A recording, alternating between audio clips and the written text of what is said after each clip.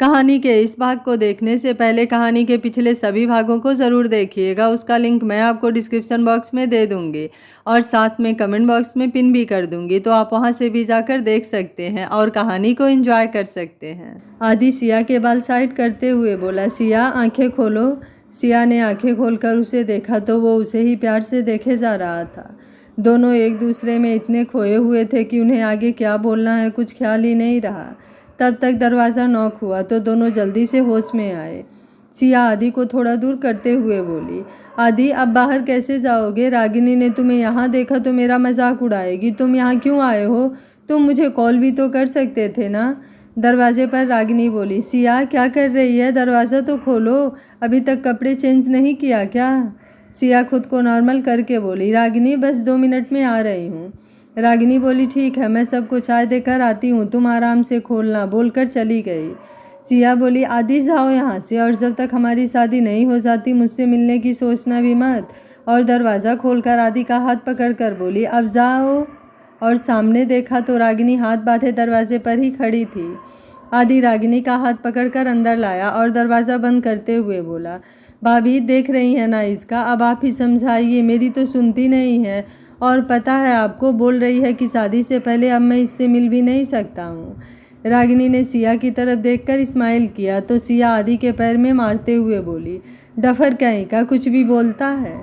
रागिनी बोली, सिया देखो ये तो गलत बात है, शादी क्या, मैं तो कह रही हूँ हनीमून पर भी तुम हमारे देवर जी को अकेले ही भेज दो, उसके बाद देखो वहाँ से 3-4 तो पक्का उठा लाएंगे, आखिर इतने हैंडसम जो हैं। आदि और सिया दोनों ने कन्फ्यूज्ड होकर रागिनी की तरफ देखा। फिर आदि बोला, भाभी आप मेरा मजाक उड़ा रही हैं? रागिनी बोली, जी नहीं, मैं आपकी हो चुकी बीबी और फिर से होने वाली बीबी को समझा रही हूँ कि कुछ तो कद्र करे अपने पति का। आदि बोला, छोड़िए भाभी, हर इंसान के बस की बात नहीं आपकी तरह करना। सिया उसे देखकर बोली, अच्छा तो मैं तुम्हारा कद्र नहीं करती हूँ? आदि बोला, देखा आपने, आ गई लड़ने, हमेशा इसे ना बस लड़ना ही होता है। प्यार से इसने मुझसे कब बात किया है वो तो मुझे भी याद नहीं। सिया उठते हुए बोली, ठीक है तो ढूंढ लो कोई कद्र करने वाली, मुझे नहीं रहना तुम्हारे साथ, बोलकर बाहर चली गई। आदि बोला, क्या महादेव, कैसी बीवी दिया है आपने, और वो भी उसके पीछे चला गया। रागिनी वहीं बैठी थी कि आरव आकर उसे पकड़ते हुए बोला, अच्छा तो दोनों को भिड़ाकर मज़े ले रही हो?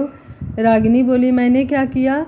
आरव उसके थोड़ा और करीब आकर, अच्छा तो ये भी मैं ही बताऊं, और जो प्रॉब्लम आदि की है वही मेरी भी, मैं आपके बगैर नहीं रह सकता, इसलिए उन दोनों को उनके रूम में भेज देते हैं और हम दोनों अपने रूम में, है ना? रागिनी उससे दूर होते हुए बोली, कंट्रोल कंट्रोल, और हमसे ना थोड़ा दूर रहिए, मैं भी नाराज़ हूँ आपसे। आरव उसे फिर से अपने करीब खींच कर बोला, क्यों, मैंने ऐसा क्या गलती किया जो आप नाराज़ हो गई हैं? और धीरे धीरे उसके कंधे से बाल एक साइड किया तो रागिनी थोड़ा हड़बड़ाते हुए बोली, ये क्या कर रहे हैं आप? आरव बोला, अपनी बीवी से प्यार, और इसके लिए मुझे किसी की परमिशन की ज़रूरत नहीं है, आपके परमिशन की भी नहीं, समझी मिस्टर आरव कपूर? रागिनी उसके गले में हाथ डालकर, अच्छा तो आपको अभी इतना प्यार आ रहा है कि मुझसे भी पूछने की ज़रूरत नहीं? आरव उसके कंधे पर अपने होठ रख कर, जी नहीं। रागिनी अपना हाथ निकाल कर, आरव अभी कोई आ जाएगा। आरव उसकी कमर पकड़कर, कोई नहीं आएगा। रागिनी बोली, आरव सच में कोई आ जाएगा, छोड़िए।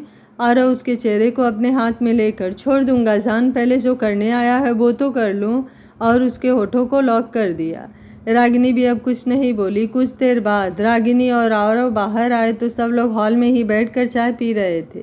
शांति जी सिया के बालों में तेल लगा रही थी और आदि बीरेन जी से कुछ बात कर रहा था। रागिनी आकर शांति जी के पास ही बैठ गई। सिया ने उसे देखा तो अपना एक आईब्रो उचकाकर पूछी, कहाँ थी? रागिनी ने इशारे में बाद में बताने को बोल दिया। पुष्पा जी, इशारे में क्या बात हो रही है देवरानी जेठानी की? रागिनी बोली, कुछ नहीं मामी, बस ऐसे ही। पुष्पा जी बोली, ठीक है, मैं कहाँ पूछ रही हूँ कि तुम और आरव अंदर क्या कर रहे थे? रागिनी ने कसकर अपनी आंखें बंद कर लिया। आरव ने सुना तो वहाँ से भागने में ही अपनी भलाई समझी। सिया बोली, मामी ऐसा भी क्या कर रहे थे जो आप ऐसे बोल रही हैं? पुष्पा जी बोली, वो तो बेटा तुम्हें रागिनी ही अच्छे से बताएगी। क्यों रागिनी? रागिनी बोली, मैं अभी आ रही हूँ, बोलकर जल्दी से निकल जाती है। सिया ने पुष्पा जी की तरफ देखा तो दोनों हंस दिए। शांति जी बोली, सिया सुधर जाओ, बहुत बिगड़ गई हो। सिया उनकी गोद में सर रखकर, माँ मैं कहाँ बिगड़ गई हूँ, मैं तो सुधर गई हूँ, देखिए। सुभद्रा जी बोली, चलो कम से कम रागिनी और आरव ही मुझे परदादी बना दे, नहीं तो आदि से तो कोई उम्मीद ही नहीं है। आदि उनके पास आकर बोला, क्यों, आपको मुझसे उम्मीद क्यों नहीं है दादी? अरे बस अगले साल देखिएगा, आपको जुड़वा बच्चों की परदादी ना बना दिया तो मेरा नाम भी आदित्य कपूर नहीं। सिया उसे कब से घूरे जा रही थी और वो अपने में ही लगा हुआ बोले जा रहा था। जब वो आगे बोलने लगा तो सिया बोली, माँ इसे बोल दीजिए चुप हो जाए, नहीं तो मैं इससे शादी से पहले ही डाइवोर्स ले लूँगी। शांति जी बोली, मैं कुछ नहीं बोलने वाली, तुम लोग अपना देख लो क्या करना है एक दूसरे के साथ। सिया अब उठकर उसे मारती कि आदि चिढ़ाकर उसे भाग गया और सिया उसके पीछे पीछे भागी। आदि अब अपने रूम में चला गया, सिया उसके पीछे गई। सुभद्रा जी बोली, कब पड़े होंगे दोनों महादेव ही जाने। शांति जी बोली, माँ ऐसे ही रहने दीजिए ना, अच्छे लगते हैं, और हम तो हैं ही बड़े, और जब कोई इनसे छोटा इस घर में आ जाएगा तो उस दिन ये दोनों भी बड़े हो जाएंगे। सुभद्रा जी बोली, हाँ चलो ये बात भी सही है, तब तक लड़ लेने दो इन दोनों को भी। पुष्पा जी बोली, मैं तो सोच रही थी अगर भविष्य में इनके बच्चे होंगे तो वो कितने शैतान होंगे। शांति जी बोली, इनसे तो कम ही होंगे। उधर आदि रूम में आकर दरवाजे के साइड खड़ा हो गया। सिया जैसे ही अंदर आई, आदि ने जल्दी से दरवाज़ा बंद कर दिया। सिया ने पलट कर देखा तो आदि उसके तरफ ही आ रहा था। सिया पीछे जाते हुए बोली, आदि ये क्या है, दरवाज़ा खोलो। आदि उसका हाथ पकड़कर अपने पास खींच लिया और बोला, इतने टाइम से वेट कर रहा था अकेले का, और अब ऐसे कैसे छोड़ दूँ। सिया बोली, मतलब वो सब तुम जानबूझकर बोल रहे थे। आदि उसे अपने गले लगाकर, अब तुम्हें इतना नहीं जानूंगा तो फिर मेरा तुमसे प्यार करने का दावा ही गलत साबित हो जाएगा। सिया ने भी उसकी पीठ पर हाथ रख दिया और आंखें बंद कर लिया। कुछ देर ऐसे ही रहने के बाद आदि बोला, वैसे एक बात सुन लो, शादी के बाद साड़ी कभी मत पहनना, नहीं तो फिर। सिया उससे दूर होकर, क्यों, साड़ी में क्या प्रॉब्लम है। आदि अपने बालों में हाथ डालकर बोला, इतनी हॉट लगती हो कि खुद को कंट्रोल करना मुश्किल हो जाता है। सिया उसे मारते हुए बोली, बेशर्म कहीं के बात मत करना मुझसे। आदि उसे पकड़कर खींचता कि दोनों सीधे जाकर बेड पर गिरे। सिया नीचे थी, आदि उसके ऊपर। सिया की हार्ट बीट इस समय 100 के स्पीड से चल रही थी। आदि अब जल्दी से साइड होकर प्यार से उसे देख रहा था और वो आंखें बंद कर खुद को नियंत्रित कर रही थी। आदि उसके गाल पर किस करके बोला, आई लव यू जान। सिया ने आंखें खोलकर उसे देखा तो बगल में लेटकर वो उसे ही देख रहा था। सिया उसकी तरफ घूमकर बोली, ये क्या था, अगर मुझे हार्ट अटैक आ जाता तो। आदि उसे अपने पास खींचते हुए बोला, ऐसे कैसे हार्ट अटैक आ जाएगा, वो भी मेरे रहते हुए। सिया बोली, अच्छा तो अगर आ जाएगा तो तुम क्या करोगे। आदि बोला, आकर तो दिखाए, फिर देखना मैं क्या करता हूँ। मेरी जान के अगल बगल फटके, किसकी इतनी हिम्मत हो गई है। सिया उसके सीने पर सर रखकर आंख बंद कर लेती है। आदि उसे पकड़ते हुए बोला, तुम भाभी के पास रात को बिल्कुल नहीं जाओगी। सिया सर उठाकर उसे देखी तो आदि वापस उसका सर नीचे करके बोला, चुप होकर लेटी रहो, नहीं तो फिर। सिया उसके सीने पर उंगली चलाते हुए बोली, कुछ ज़्यादा नहीं बोल रहे थे नीचे। आदि बोला, मुझे तो बिल्कुल भी नहीं लगता मैंने ज़्यादा बोला, और वैसे भी मुझे तो जुड़वा बेबी ही चाहिए, एक बॉय एक गर्ल, कितना अच्छा होगा ना, हम चारों खूब मस्ती करेंगे एक साथ। सिया उसे घूरते हुए उठकर बैठ गई। आदि उठते हुए बोला, क्या ऐसे गुस्सा क्यों हो रही हो।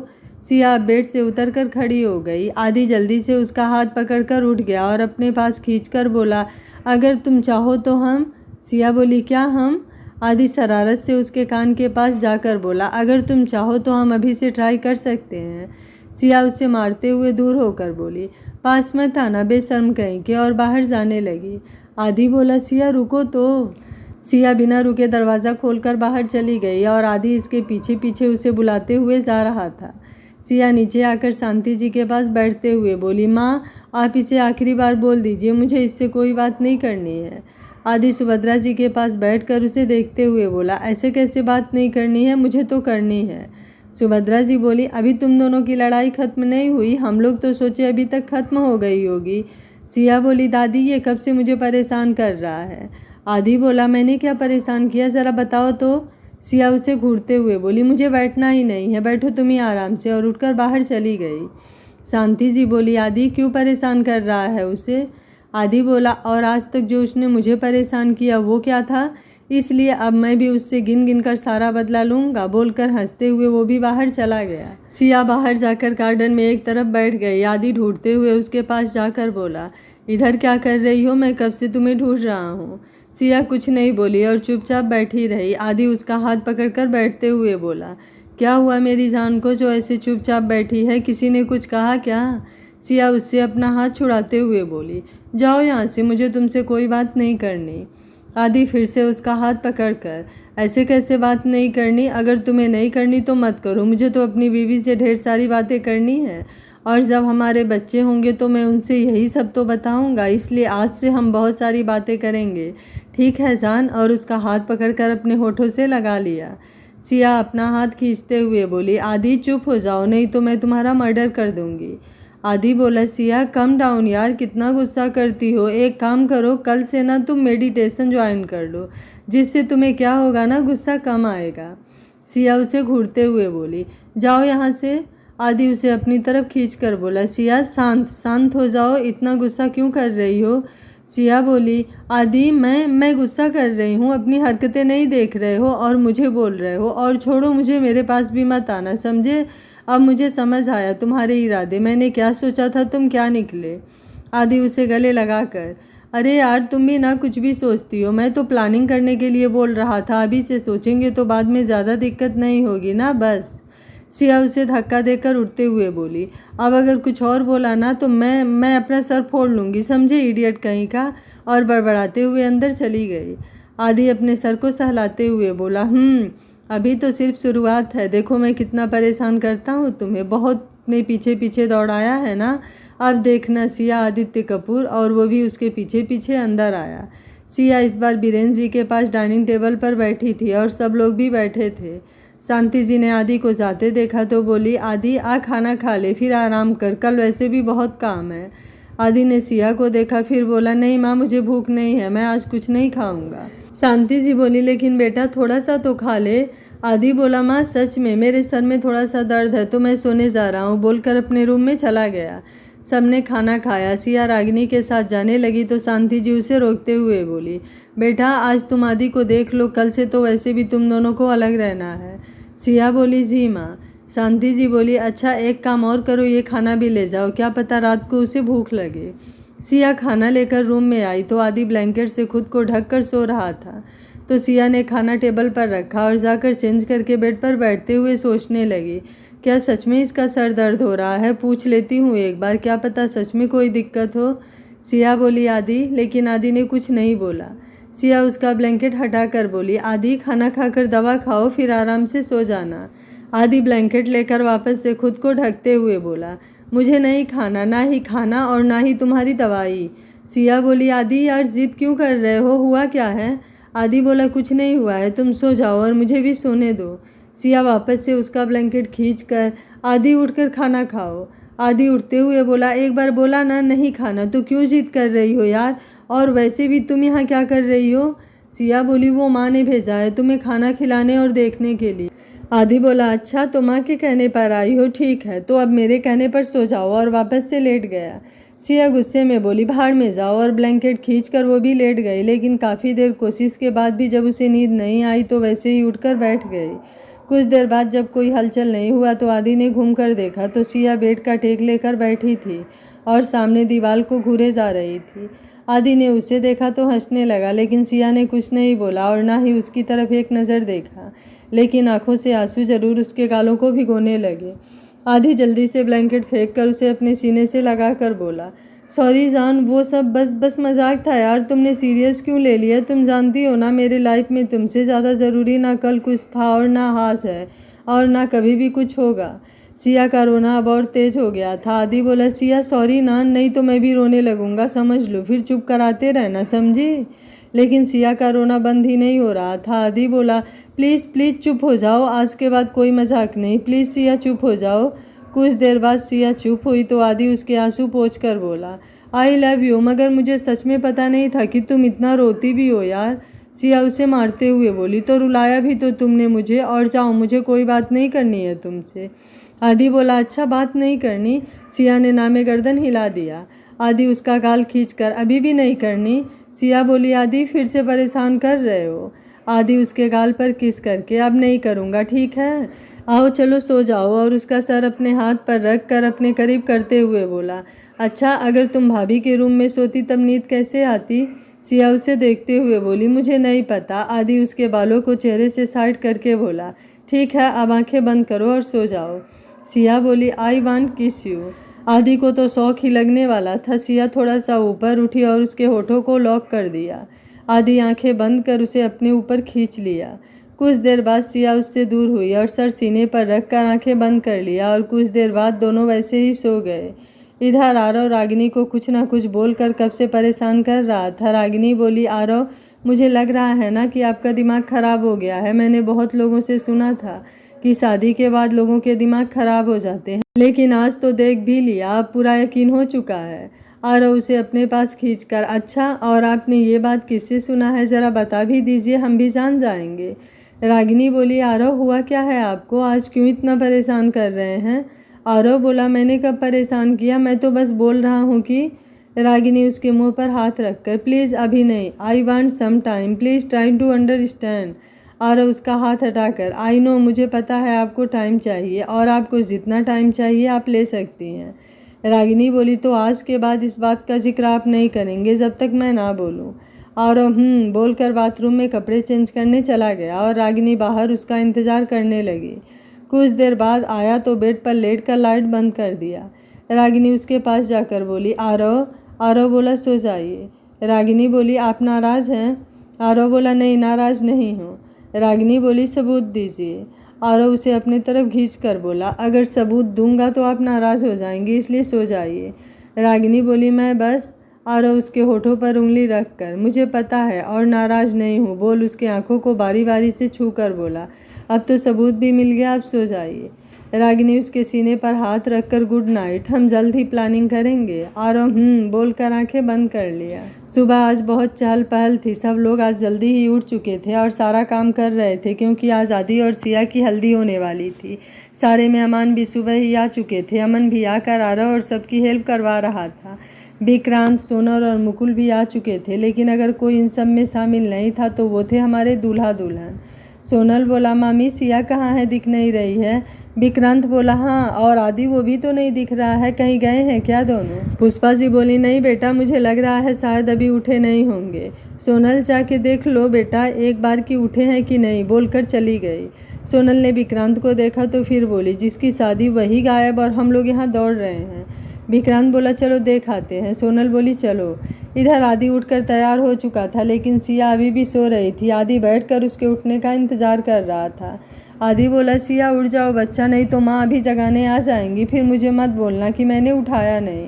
सिया बोली, बस 5 मिनट, माँ से बोल देना मैं आ रही हूँ। तब तक दरवाज़ा नॉक होने की आवाज़ आई।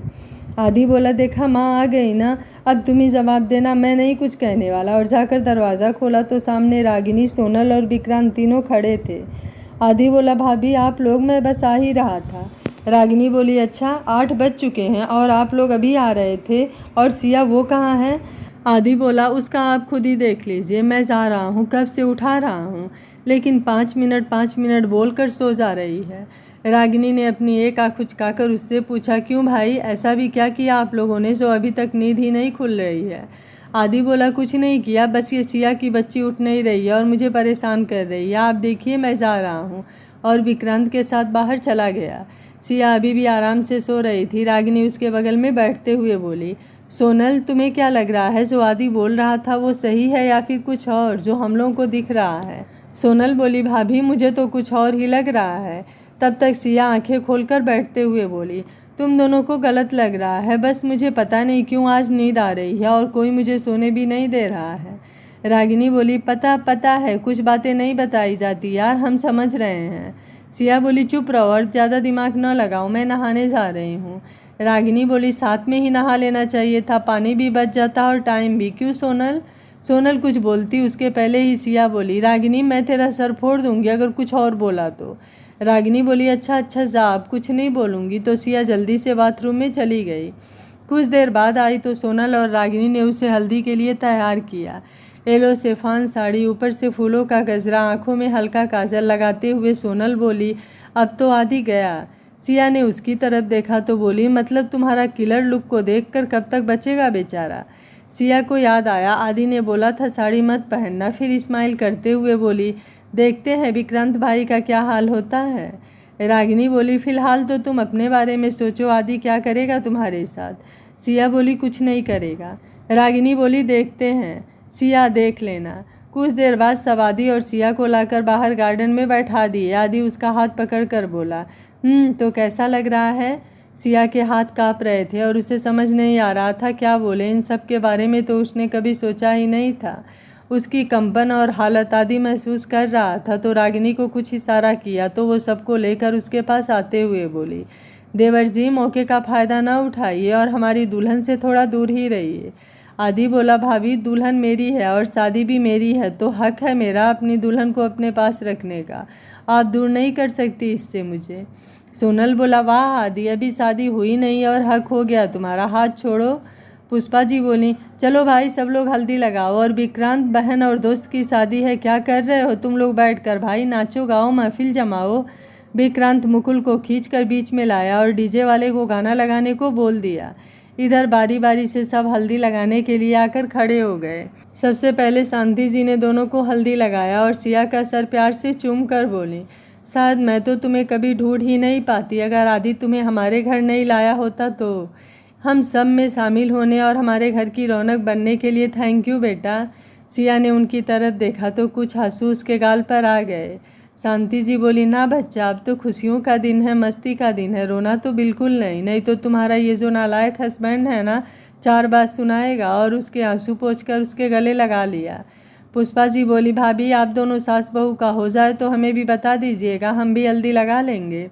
शांति जी उसे आराम से बैठाकर उसके गाल पर हाथ रख कर बोली, अब सबसे हल्दी लगवा लो, नहीं तो सब लोग जल रहे हैं हम माँ बेटी को देखकर, और तुम्हारा हस्बैंड भी। आदि बोला, माँ, मैंने कब कहा कुछ भी। शांति जी बोली, कहा नहीं तो क्या, अंदर अंदर तो जल ही रहा होगा। आदि ने सर हिला दिया तो वो दूसरी तरफ चली गई। अब बारी बारी सब हल्दी लगा रहे थे और दोनों को कुछ ना कुछ बोल बोल कर परेशान कर रहे थे। कुछ देर बाद सबने मिलकर डीजे से गाना चेंज करवाया और सब साथ में आ गए और डांस करने लगे। बस सिया के साथ सुभद्रा जी ही बैठी थी। कुछ देर डांस करने के बाद सब आकर बैठ गए। विक्रांत माइक लेकर बोला, सो लेडीज़ एंड जेंटलमैन, आज आप लोगों को एक नए टैलेंट से मिलवाना चाहता हूँ जिसने ना जाने कितनी बार लोगों का दिल जीता है, लड़कियों को इम्प्रेस किया है, लेकिन आज वो अपने लाइफ की सबसे खास के लिए गाना गाएगा। So please welcome Aditya Kapoor. सब ने आदि की तरफ देखा तो वो उठकर विक्रांत के पास गया और माइक लेकर बोला, 1 साल पहले तक जब भी गाया कोई मिली नहीं और जब से तुम मिली तब से मैंने गाया ही नहीं। सबने साथ में हुटिंग किया। आदि माइक लेकर सिया के पास आकर उसका हाथ चूम लिया, फिर उसकी आंखों में देखते हुए गाने लगा, बहुत प्यार करते हैं तुमको सनम। गाना खत्म हुआ और सबने तालियों से माहौल बना दिया। शांति जी बोली, रागिनी बेटा, सिया को ले जाओ और चेंज करवा दो, नहीं तो ठंड लग जाएगी। रागिनी बोली, जी माँ, और सिया को लेकर अंदर चली गई। रागिनी उसको अपने रूम में छोड़कर बोली, सिया तुम नहा लो और कपड़े चेंजिंग रूम में है, एक बार देख लेना सब है या नहीं, तो मैं लेते आऊँगी, तब तक मैं बाहर देख कर आती हूँ, बोलकर बाहर आ गई। सिया चेंजिंग रूम में जाकर कपड़े देखा तो सब था, फिर वापस आकर बाथरूम में चली गई और दरवाज़ा बंद करके घूमती तो सामने आदि हाथ बांधे खड़ा था। सिया बोली, तुम। आदि उसके मुंह पर हाथ रखकर, चुप, अभी कोई आ जाएगा। सिया उसका हाथ छुड़ाकर, लेकिन तुम यहाँ क्या कर रहे हो। आदि उसे अपने पास खींचकर अपने गाल का हल्दी हाथ में लेकर उसके गाल से होते हुए गर्दन तक ले आता है तो सिया आंखें बंद कर लेती है। आदि बोला, अब चढ़ी मेरे नाम की हल्दी, देखो तो चमक रही हो। सिया आंखें खोलकर उसे देखते हुए उसके नज़दीक आई और उसके गाल पर किस करके बोली, आई लव यू। आदि उसे गले लगाकर बोला, आई लव यू टू। और कुछ देर बाद उसका चेहरा अपने हाथ में लेकर उसकी आंखों में देखते हुए बोला, मैंने बोला था ना साड़ी मत पहनना, तो क्यों पहना। सिया सर झुकाकर, आज साड़ी ही पहनते हैं इसलिए, और रागिनी और सोनल ने पहनाया तो मैं क्या करूं। आदि उसके होठों को हल्का सा छू कर, इस बार बस छोड़ रहा हूँ, अगली बार नहीं, समझ लेना। सिया कुछ नहीं बोली, लेकिन जैसे ही उसे याद आया दरवाज़ा खोला, अब उसे बाहर करते हुए बोली, जाओ नहीं तो कोई आ जाएगा। आदि बोला, अच्छा ठीक है, जा रहा हूँ, लेकिन जल्द ही सारा हिसाब लूँगा। सिया बोली, ठीक है, जाओ पहले। तो आदि बाहर चला गया और सिया बाथरूम में जाकर दरवाज़ा बंद कर लिया। इधर आरव रागिनी को हल्दी लगाते हुए बोला, लव यू। रागिनी बोली लव यू टू, अब जाऊँ नहीं तो कोई ढूंढने लगेगा और सिया को भी देखना है। आरव बोला अच्छा जाइए, बाद में बात करता हूँ आपसे, और उसे छोड़ दिया। आज सिया आदि की मेहंदी और संगीत होने वाली थी। दोपहर में मेहंदी और शाम को संगीत था। दोनों काफ़ी एक्साइटेड थे और उसके साथ ही बाकी सब लोग भी। आदि ने सिया से कल से ही एक बार भी बात नहीं किया था, क्योंकि सिया शांति जी के पास थी और घर में इतने सारे लोग थे कि उसे बात करने का मौका ही नहीं मिल पा रहा था। सुबह सब लोगों ने नाश्ता किया और अपने अपने कामों में बिजी हो गए। आदि सिया को कब से ढूंढ रहा था, लेकिन वो कहीं दिख ही नहीं रही थी। नाश्ता भी उसने रूम में ही किया था। आदि किचन में आया तो सोनल, रागिनी और विशाखा जी थे। रागिनी बोली कुछ चाहिए आदि? आदि बोला भाभी वो मैं पूछ रहा था कि। सोनल बीच में ही बोली कि सिया कहाँ है? आदि बोला नहीं, मैं तो ये पूछ रहा था कि उसके साथ कोई है तो नहीं ना।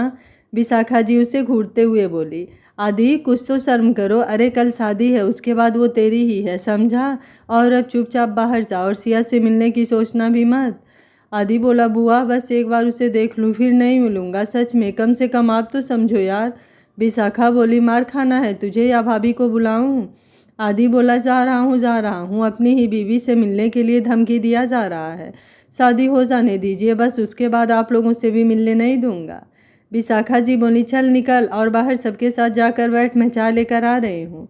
आदि हॉल में जाकर देखता है सब लोग इधर उधर काम में लगे थे, तो धीरे से जाकर शांति जी के रूम का दरवाज़ा नॉक करता है। तब तक पीछे से आरव की आवाज़ आती है आदि तू यहाँ क्या कर रहा है? आदि बोला भाई यार चुप रहो, क्यों मरवाने का काम कर रहे हो? आरव बोला लेकिन हुआ क्या है जो तू यहाँ खड़ा है? आदि बोला वो मैं सिया से मिलने के लिए खड़ा हूँ, आपने देखा है उसे? तब तक दरवाज़ा खुला तो सामने सिया खड़ी थी। आदि बोला भाई काम हो गया, आप संभाल लेना कुछ देर तक, बोलकर जल्दी से अंदर घुस गया और अंदर से दरवाज़ा बंद कर दिया। सिया बोली आदि ये क्या हरकत है, और सब लोगों ने तुमसे मिलने से मना किया है तो तुम यहाँ क्या कर रहे हो? आदि उसका हाथ पकड़कर बेड पर बैठते हुए बोला वो कल से देखा नहीं ना, तो कल कैसे कैसे नींद आई, और सुबह भी तुम मेरे पास नहीं थी तो इसलिए तुम्हें देखने आ गया। उसकी शक्ल देखकर सिया को उस पर बहुत सारा प्यार आ रहा था, तो उसके गले से लगकर बोली आई लव यू। आदि ने उसके बालों को सहलाते हुए बोला आई लव यू जान। कुछ देर बाद सिया उससे दूर होकर उसके चेहरे को अपने हाथों में भर कर बोली बस आज और कल, उसके बाद तो मैं हमेशा तुम्हारे पास ही रहूँगी, इसलिए अब जाओ नहीं तो कोई आ जाएगा। आदि उसके सर को चूम कर बोला उसके बाद कहीं जाने भी नहीं दूंगा, समझी? बोलकर बाहर चला गया। दोपहर में मेहंदी वाली और अगल बगल के सब लोग आ गए। पूरा हाल सज चुका था, सब लोग भी आकर बैठ गए। ढोलक पर थाप के साथ शुरू हुई मंगल गीतों ने माहौल बना दिया, और उसके बाद सबसे पहले मेहंदी सिया के हाथ में शांति जी ने लगाया और उसके सर को चूम कर उसकी नज़र उतार कर पैसों की गड्डी मेहंदी वाली को थमा दिया। सिया के हाथ में मेहंदी लगनी शुरू हुई, उसके साथ ही बारी बारी सबके हाथ में भी मेहंदी लगने लगी। आदि, आरव, विक्रांत, अमन, मुकुल भी कुछ दूर पर बैठे थे। दो मेहंदी वाली उनके पास गई और आदि से मेहंदी लगाने को बोला, तो आदि ने एक नज़र सिया को देखा, फिर जल्दी से अपना हाथ आगे करते हुए बोला आप सिया लिख दीजिए। मेहंदी वाली हल्का सा मुस्कुराई और उसके हाथ में सुंदर सा सिया का नाम लिख दिया।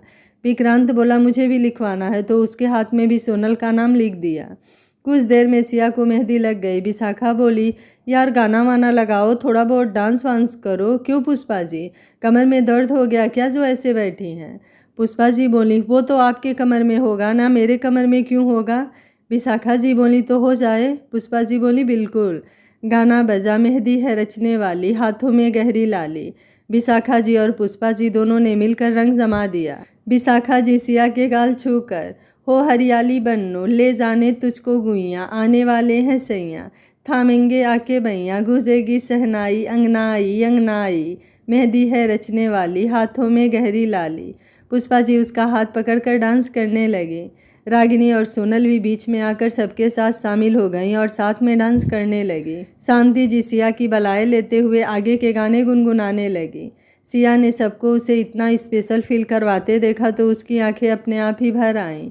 शांति जी उसके आंसू पोंछकर थोड़ा गुस्से में बोली तुझे कौन सा मैं ससुराल भेज रही हूँ, तुझे तो अपने पास ही रखना है, तो इस हिसाब से रोना तो आदि को चाहिए। उसके बाद रागिनी आकर सिया के कान में कुछ बोली तो वो आदि की तरफ देखने लगी जो उसे ही प्यार से देख रहा था। सिया ने अपनी नज़रें हटाकर दूसरी तरफ कर लिया। उसके बाद रागिनी ने सिया को सुभद्रा जी के पास बीच में बैठा दिया और सब लोग फिर से मस्ती करने लगे। कुछ देर बाद शांति जी बोली, आदि जल्दी से उनके पास आकर बोला, जी माँ। शांति जी बोली, इतना जल्दी तो तू कभी नहीं सुनता जितना आज सुन रहा है, क्या बात है? आदि बोला, माँ आप भी सबकी तरह मुझे परेशान कर रहे हो, बोलकर मुंह लटका लेता है। शांति जी बोली, बस ये ले जाकर सिया को कुछ खिला दे, वो मेरे रूम में है। आदि बिना आगे की बात सुने उनके हाथ से थाली लेकर गायब हो गया। शांति जी बोली, ये लड़का भी ना। आदि शांति जी के रूम में गया तो सिया कहीं नहीं थी। आदि पूरा रूम देखा लेकिन उसका कुछ पता नहीं था। आदि खाना टेबल पर रख कर उसे ढूंढने लगा। बाथरूम में भी नहीं थी तो बालकनी में गया। वहाँ साइड के झूले पर बैठी बैठी ही वो सो गई थी। आदि उसके पास जाकर, ये लड़की भी ना पता नहीं कितना सोती है, और फिर उसे उठाकर बोला, सिया उठो, कितना सो रही हो यार। सिया ने हल्की सी आंखें खोली, फिर उसे पकड़ते हुए बोली, अभी सोने दो ना यार, रात को नींद नहीं आ रही थी। आदि बोला, अच्छा ठीक है, लेकिन पहले खाना तो खा लो फिर सो जाना। कुछ देर और फिर उसे बेड पर ज़बरदस्ती बैठाकर चम्मच उसकी तरफ बढ़ाया तो उसने बिना आंखें खोले ही खाना खा लिया। 2-4 चम्मच खाने के बाद सिया आँख खोलकर बस अब और नहीं खाना, और खाने को साइड में करते हुए उसके गोद में सर रख कर सो गई। आदि बोला, ये लड़की भी ना। फिर उसके चेहरे को देखकर कुछ बोल ही नहीं पाया और उसके सर को सहलाने लगा तो सिया आराम से उसे पकड़कर सो गई। 1 घंटे बाद रागिनी रूम में आई तो आदि को सिया के सर पर हाथ रखे देखा। रागिनी बोली, आदि क्या हुआ, कुछ हुआ है क्या, मैं माँ को बुलाऊं? आदि बोला, नहीं भाभी कुछ नहीं हुआ है, वो बस सिया की नींद पूरी नहीं हुई थी इसलिए अभी सो रही है। रागिनी बोली, वो अच्छा, तो आदत बिगाड़ दिया है तुमने, चलो अच्छा है, मैं कुछ देर बाद आती हूँ, ठीक है? आदि बोला, भाभी ऐसी कोई बात नहीं है, आप रहिए, मैं जा रहा हूँ। रागिनी बोली, अरे भाई मजाक कर रही थी, तुम रहो, अभी कुछ देर बाद संगीत के लिए तैयार करने के लिए आती हूँ, तब तक उठा देना अपनी जान को। और एक आंख दबा कर चली जाती है। आदि उसकी हरकत पर मुस्कुरा दिया और सिया को देखा जो अभी भी आराम से सो रही थी। आदि उसके सर पर हाथ रखकर, सिया उठ जाओ, लेकिन सिया ने कुछ नहीं बोला तो वो 2-3 बार बुलाया। सिया अब ऐसे ही बोली, बस 5 मिनट। आदि बोला, सिया अगर अब नहीं उठी तो कल डॉक्टर के पास चलते हैं। सिया आंखें खोलकर उसे देखती है तो आदि बोला, 2 दिन से देख रहा हूँ, अब और नहीं। सिया अब उठकर बैठते हुए बोली, डॉक्टर के पास क्यों जाना है यार, मैं तो ठीक हूँ ना, देखो। आदि उठते हुए बोला, अच्छा अब ठीक हो, और जो 2 दिन से मैं देख रहा हूँ वो सब क्या है? सिया उसके पास आकर बोली, वो तो बस थोड़ा सा थक जाने से नींद आ रही थी, बाकी मैं एकदम से ठीक हूँ। आदि उसके चेहरे को हाथ में लेकर, सिया कोई लापरवाही नहीं, नहीं तो तुम जानती हो। सिया उसके हाथ पर अपना हाथ रखकर, कोई लापरवाही नहीं करूँगी, ठीक हूँ, और कल शादी के बाद हम डॉक्टर के पास चलकर भी कंफर्म कर लेंगे, अब खुश? आदि उसे सीने से लगा कर बोला, आई लव यू। सिया ने भी उसे वैसे ही पकड़ लिया। कुछ देर बाद सिया अपने पैरों को थोड़ा ऊपर उठाकर उसके गाल पर किस करके बोली, आई लव यू टू। तब तक दरवाज़ा नॉक हुआ तो दोनों अलग हो गए। सिया को याद आया तो बोली, आदि बाहर कौन है? आदि बोला, मैं देखता हूँ, और जाकर दरवाज़ा खोला तो रागिनी अंदर आते हुए बोली, अब टाइम बिल्कुल नहीं है तो आदि जाओ, तैयार हो जाओ, मैं सिया को तैयार कर देती हूँ। आदि ने सिया को देखा, फिर रागिनी को ओके बोलकर बाहर चला गया। रागिनी अंदर आकर बोली, सिया ये लो और तुम कपड़े चेंज कर लो, फिर मैं तुम्हें जल्दी से तैयार कर देती हूँ। तो सिया भी कपड़े लेकर अंदर चली गई। कुछ देर बाद बाहर आई तो रागिनी, सोनल, पुष्पा जी सभी लोग रूम में ही थे। पुष्पा जी बोली, आज मैं अपनी बेटी को तैयार करूँगी और तुम दोनों भी जल्दी से तैयार हो जाओ। सिया आकर ड्रेसिंग टेबल पर बैठ गई तो पुष्पा जी ने उसे तैयार किया। रागिनी और सोनल भी तैयार हो गई। रागिनी बोली, वैसे मामी आपको पता है किसी को किसी की इतनी आदत हो चुकी है कि रात को अकेले में नींद भी नहीं आई थी, इसलिए तो अभी अभी सोकर नींद पूरी करनी पड़ी है। सिया ने सुना तो समझ गई कि ये उसी के लिए था। पुष्पा जी बोली, मतलब मैं कुछ समझी नहीं, किसको नींद नहीं आई? सिया बोली, मामी कुछ नहीं, ऐसे ही बकवास कर रही है, हनीमून का असर अभी उतरा नहीं है इसके ऊपर से। रागिनी बोली, हाँ मतलब कांड तू कर और बिल मेरे ऊपर डाल दे। सिया बोली, चुप कर। सोनल बोली, देखो सिया ये गलत बात है, तुम ऐसे रागिनी को चुप नहीं करा सकती हो, आखिर जेठानी है वो तुम्हारी, उसका भी कुछ फर्ज बनता है। पुष्पा जी बोली, बात तो सही है, लेकिन आखिर बात क्या है जिसकी वजह से ये बात हो रही है? सोनल बोली, मामी मैं बता रही हूँ। रागिनी बोली, नहीं मैं बता रही हूँ। दोनों अपने बहस कर रही थी तो पुष्पा जी ने दोनों को देखा, फिर सिया को जो तैयार हो चुकी थी तो उसको लेकर बाहर चली गई।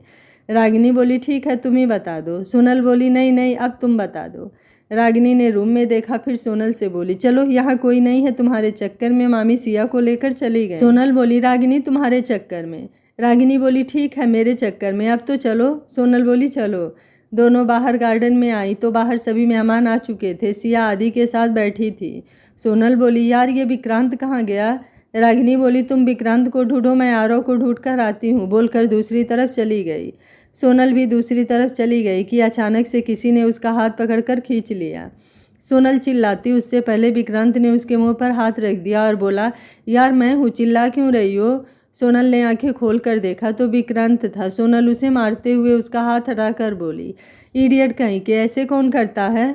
विक्रांत उसे अपने करीब खींचकर मैं करता हूँ, और आज किस पर यह बिजली गिराने का इरादा है? सोनल उसका कॉलर पकड़कर जब सामने इतना हॉट बंदा हो तो किसी और पर क्यों गिरेगी ये बिजली?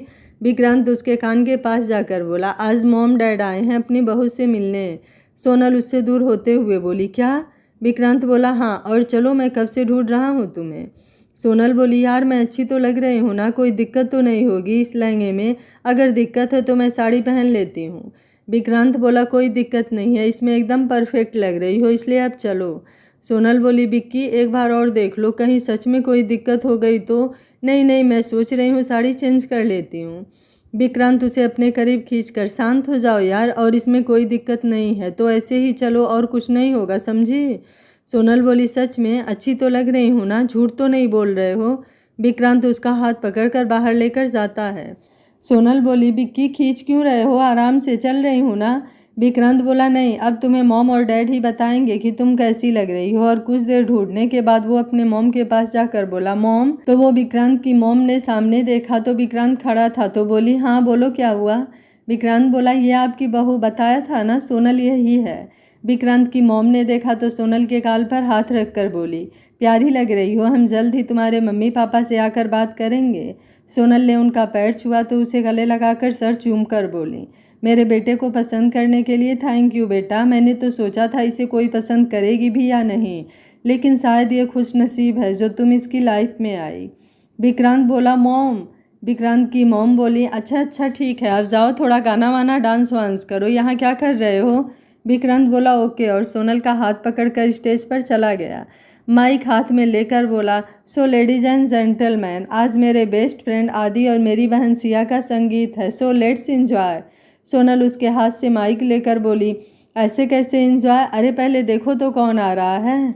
विक्रांत बोला कौन आ रहा है सोनल? सोनल बोली सो प्लीज़ वेलकम दादी और दादू। सबने देखा तो बलदेव जी और सुभद्रा जी दोनों लोग स्टेज पर आ गए। विक्रांत उनका पैर छूकर आप दोनों तैयार हो? सुभद्रा जी बोली बिल्कुल हम तैयार हैं। सोनल ने डीजे को इशारा किया तो गाना बजा उड़े जब जब जुल्फे तेरी, कवारियों का दिल मचले। दोनों लोगों का डांस इतना मस्त था कि आदि जल्दी से उठकर स्टेज पर आ गया और दोनों लोगों की नज़र उतारते हुए उनके साथ डांस करने लगा। गाना खत्म हुआ तो सोनल सीटी मारते हुए स्टेज पर आई और साथ में विक्रांत भी आ गया।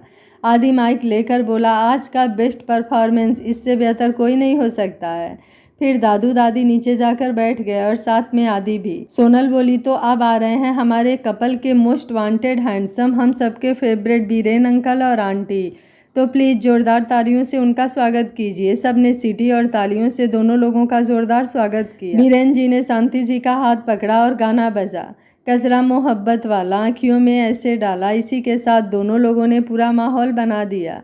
आरव आदि विक्रांत तीनों इस बार ऊपर आकर बीरेन जी के साथ डांस करने लगे। शांति जी नीचे सिया के पास चली गईं। गाना खत्म हुआ तो सब अपनी अपनी जगह पर जाकर बैठ गए। सोनल बोली सो क्यों, धांसू परफॉर्मेंस था यार, हमारी पीढ़ियों को भी पीछे छोड़ दिया। तो चलिए अब आते हैं हमारे नेक्स्ट कपल मामी और मामा, और उनको चैलेंज देंगे बुआ और फूफा। सब ने एक बार फिर से जोरदार तालियों से स्वागत किया। चारों लोग स्टेज पर आए। पुष्पा जी ने विशाखा जी की तरफ देखा तो सोनल ने गाना प्ले करने को बोल दिया।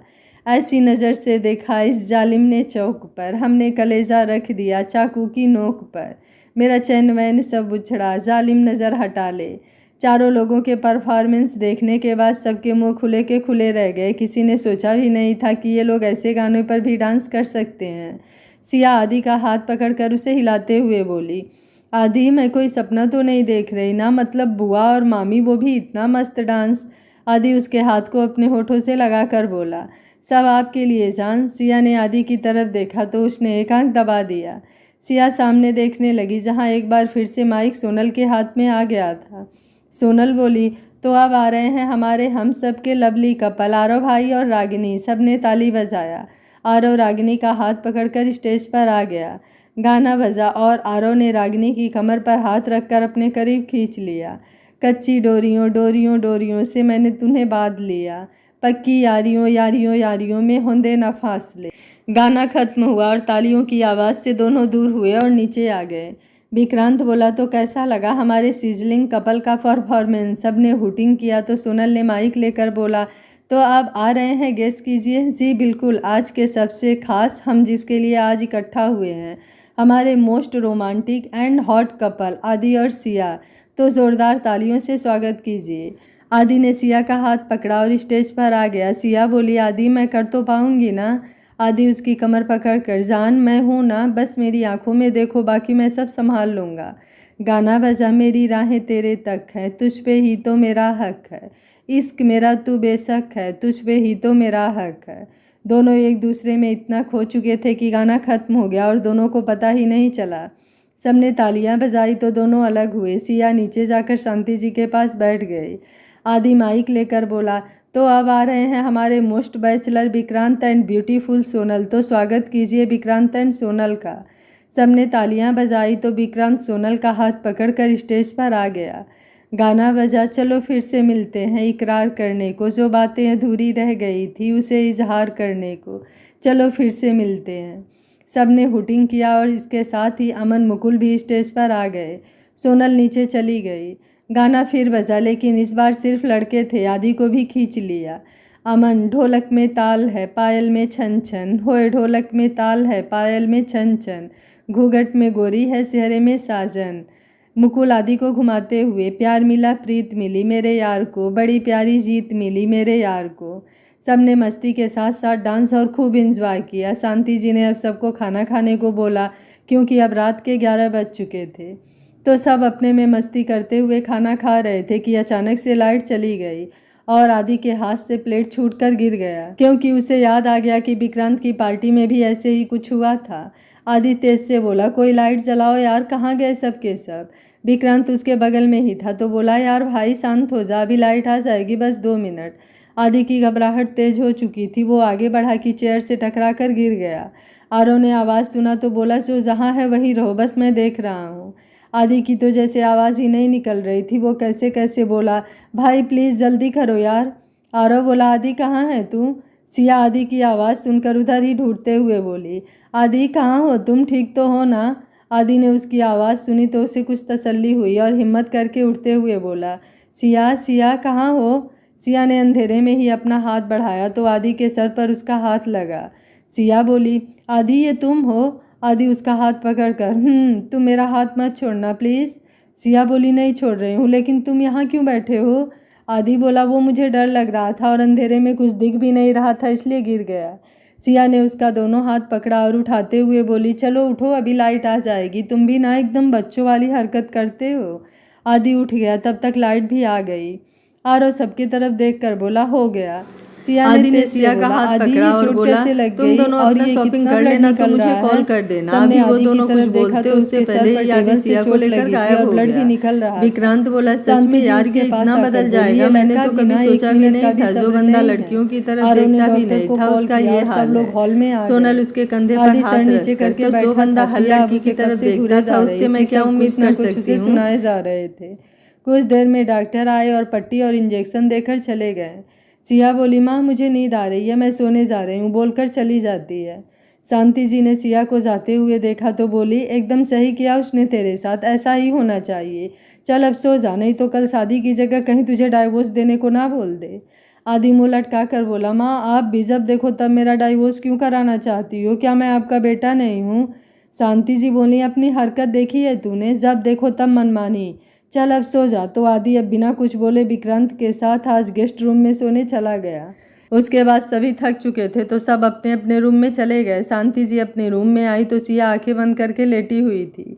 शांति जी ने उसके सर पर हाथ रखा तो उसने आंखें खोल कर देखा और बंद पलकों के खोलते ही कब से इकट्ठा आंसू उसके कान से होते हुए तकियों को भिगोने लगे। शांति जी उसे थोड़ा डांटते हुए बोली, तुम दोनों ना बिल्कुल एक जैसे ही हो, एक दूसरे की फिक्र भी खुद से ज़्यादा, और जब देखो तब लड़ाई भी करनी होती है, ना जाने कब बड़े होने वाले हो। इसलिए मैं अभी से बोल दे रही हूँ। और उसके आंसू साफ करके बोली, मुझे तो एक प्यारी सी पोती चाहिए जो तुम दोनों को सुधार सके। सिया उनकी गोद में सर रख कर बोली, माँ। शांति जी बोली, कोई माँ नहीं, मैं अब तुम दोनों को और नहीं झेल सकती। अब मेरे साथ भी तो कोई ऐसा होना चाहिए जिसके साथ मिलकर मैं तुम दोनों को सुधार सकूं। और उसके सर को सहलाने लगी। सिया वैसे ही बोली, माँ आदि ठीक तो है ना, उसको दर्द तो ज़्यादा नहीं हो रहा होगा, उसे नींद तो आ जाएगी ना, कोई दिक्कत तो नहीं होगी ना। शांति जी बोली, बस बस कितना सवाल, वो भी एक साथ। और तुम्हारा आदि एकदम ठीक है और उसे नींद भी अच्छी आएगी। पता है क्यों? सिया ने सर उठाकर उनकी तरफ देखा तो बोली, कुछ कल तुमसे शादी की खुशी में और कुछ तुम्हारे डर की वजह से। सिया बोली, डर क्यों? शांति जी बोली, क्योंकि मैंने बोल दिया है अगर कल तक वो ठीक नहीं होगा तो उसकी शादी की जगह में मैं उसका डाइवोर्स करवा दूंगी, इसलिए। सिया ने कुछ नहीं बोला और वापस सर उनकी गोद में रखकर सो गई। आज उसे ज़्यादा थकान की वजह से नींद आ गई थी। सुबह सब लोग जल्दी उठ गए थे। सिया उठी तो 7 बज रहे थे। तब तक रागिनी उसके लिए चाय लाई और उसे पकड़ाते हुए बोली, चल चाय पीकर उठ जा, उसके बाद तैयार हो जाओ, उसके बाद जल्दी जल्दी सब रस्में कर लेते हैं, फिर पार्लर वाली को तुझे तैयार भी तो करना है। सिया बोली, ये सब करना ज़रूरी है? रागिनी बोली, बिल्कुल देवरानी जी, अगर आप ये सब नहीं करेंगी तो हमारे देवर जी के होश कैसे उड़ेंगे तुम्हें देखकर। सिया उसे पीलो फेंक कर मारते हुए बोली, चुप कर, और तू जाकर आरव भाई के होश उड़ा, मुझे नहीं उड़ाना किसी के होश। बोलते बोलते उसे याद आया आदि के चोट की तो बोली, रागिनी वो। रागिनी बोली, हाँ हाँ पूछ पूछ। सिया ने गुस्से से उसे घूरा तो रागिनी उसके पास बैठते हुए बोली, अच्छा सॉरी, बोल क्या पूछना था? यही ना कि आदि अब कैसा है? सिया ने सर नीचे किए ही सर हाँ में हिला दिया। रागिनी बोली, वो एकदम ठीक है, और अगर तुझे मुझ पर विश्वास नहीं है तो बोल, तो मैं उसे ही भेज दूँ, देख ले और देख कर खुद ही तसल्ली कर ले। सिया ने उसे घूरते हुए बोला, जा यहाँ से तू, मैं खुद ही तैयार हो जाऊंगी। पुष्पा जी आते हुए बोली, रागिनी सुबह सुबह क्यों परेशान कर रही हो? रागिनी बोली, मामी मैंने कहाँ कुछ बोला, वो तो सिया को आदि की याद आ रही थी तो वही मैं इसे बता रही थी कि वो एकदम सही सलामत है और अगर ये मिलना चाहे तो मैं इसकी हेल्प कर सकती हूँ। सिया बोली, मैंने कब मिलने को बोला, तू कुछ भी मत बोल। पुष्पा जी बोली, रागिनी क्यों परेशान कर रही हो? और सिया बेटा तुम नहाकर फ्रेश हो जाओ, फिर रस्में भी करनी है। सिया ने एक नज़र रागिनी को देखा और उसे चिढ़ाते हुए बाथरूम में चली गई। रागिनी ने अपना सर झटका और पुष्पा जी से सिया को तैयार करने को बोल बाहर चली गई। कुछ देर बाद सिया को तैयार करके पुष्पा जी बाहर लाईं और धीरे धीरे सारी रस्में शुरू होने लगी। आदि को रूम में रोक कर रखा गया था क्योंकि दोनों की रस्में अलग अलग होने वाली थी। विक्रांत ने आदि को परेशान देखा तो बोला, बस आज कंट्रोल कर ले भाई, उसके बाद तो सारी लाइफ तुझे उसके साथ ही रहना है। आदि उसे पिलो से मारते हुए बोला, तू चुप कर, तू कुछ नहीं समझ सकता है। विक्रांत बोला, अच्छा मैं नहीं समझ सकता? आदि बोला, तू नहीं समझ सकता। विक्रांत बोला, अच्छा तो मैं बाहर जा रहा हूँ, तू बैठ अकेले। आदि बोला, रुक जाना यार, मैं अकेले अकेले बोर हो रहा हूँ। विक्रांत बोला, अभी तो। आदि बोला, अच्छा सॉरी, चल बैठ जा, अब कुछ नहीं कहूँगा, चल बैठ। विक्रांत बोला, चल इतना बोल रहा है तो फिर मैं बैठ जा रहा हूँ, और उसके बगल में बैठ जाता है। कुछ देर में सिया की सारी रस्में होने के बाद उसे रूम में भेज दिया गया और आदि को बुलाया गया। आदि बाहर आकर बार बार सिया को ही ढूंढ रहा था। रागिनी बोली, किसको ढूंढ रहे हो देवर जी? सोनल बोली, अरे किसको ढूंढ सकता है आदि, तुम भी जानती हो और मैं भी। क्यों आदि, किसको ढूंढ रहे हो? आदि बोला, किसी को नहीं, आप दोनों अपना अपना काम करो, मुझे जिसे ढूंढना होगा खुद ढूंढ लूँगा। रागिनी ने सोनल की तरफ देखा तो सोनल आदि से बोली, अगर तुम चाहो तो हम तुम्हारी हेल्प कर सकते हैं। आदि बोला, नहीं चाहिए। विक्रांत बोला, सोनल क्यों परेशान कर रही हो उसे? सोनल विक्रांत की तरफ देखकर बोली, मैं परेशान कर रही हूँ? विक्रांत उसका हाथ पकड़कर अपने साथ लेकर जाते हुए बोला, चलो मुझे कुछ काम है तुमसे। आदि ने विक्रांत को इशारे से थैंक यू बोला। कुछ देर में सब लोगों ने मिलकर सारी रस्में कंप्लीट किया।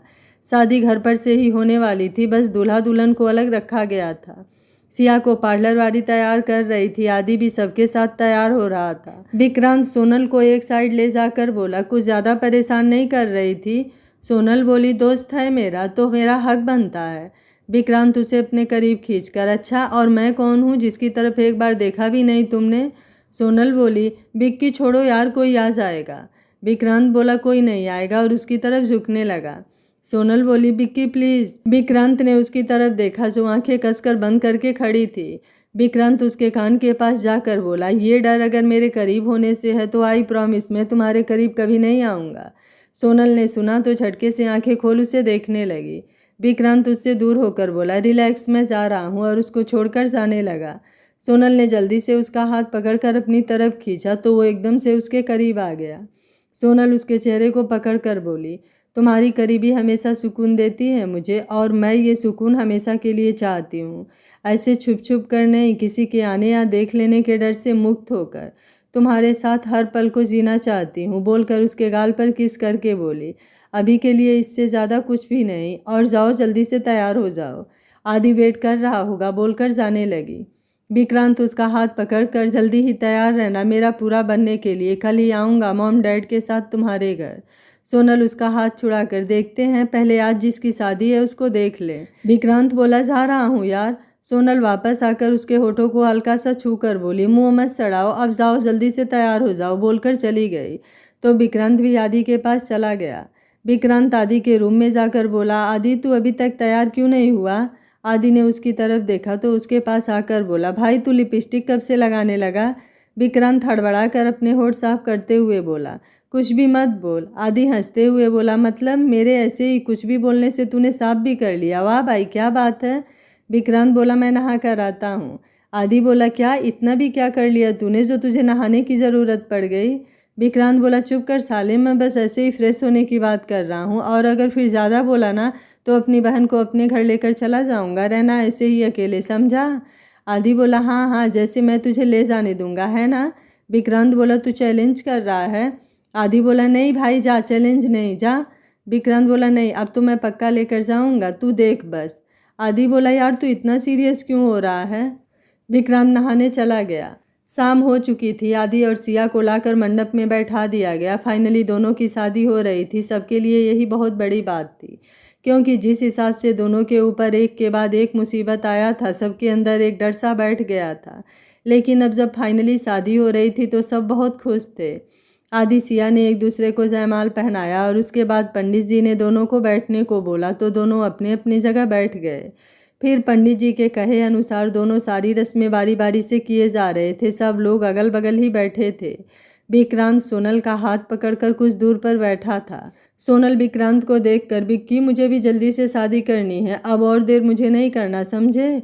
इसलिए कल तुम मॉम डैड से बात करने मेरे घर आ जाना। विक्रांत उसे अपनी तरफ खींचकर बोला, ठीक है जान, जैसी तुम्हारी मर्जी, कहो तो कल ही शादी कर लूँ और उठा ले जाऊँ तुम्हें अपने साथ। सोनल बोली, नहीं मुझे भी सब कुछ करना है, मतलब अपने शादी की सारी रस्में करनी है, इसलिए आराम से सब कुछ करेंगे। विक्रांत बोला, ओके कल आता हूँ, और उसका सर अपने कंधे पर रख दिया। फिर दोनों आदि सिया की शादी देखने लगे। कुछ देर बाद पंडित जी ने कन्यादान के लिए बुलाया तो पुष्पा और राकेश जी आकर सिया का कन्यादान किए। उसके बाद आदि और सिया के फेरे हुए। आदि ने सिया को मंगलसूत्र पहनाया, फिर सिंदूर लगाया। उसके साथ ही कुछ देर में शादी संपन्न हुई तो पंडित जी ने दोनों को बारी बारी से आशीर्वाद लेने को बोल दिया, तो दोनों आकर बारी बारी से सबका आशीर्वाद लिए। आज आदि और सिया की शादी हो गई। क्या इसके साथ ही आदि और सिया की ज़िंदगी से मुसीबतों का अंत हो जाएगा? यह कहानी आगे क्या मोड़ लेती है, जानने के लिए देखते रहिए कहानी का अगला भाग। अगर आपको कहानी अच्छी लग रही है तो वीडियो को लाइक, शेयर एंड चैनल को सब्सक्राइब कर लीजिएगा। Thank you for watching. मिलते हैं कहानी के अगले भाग में।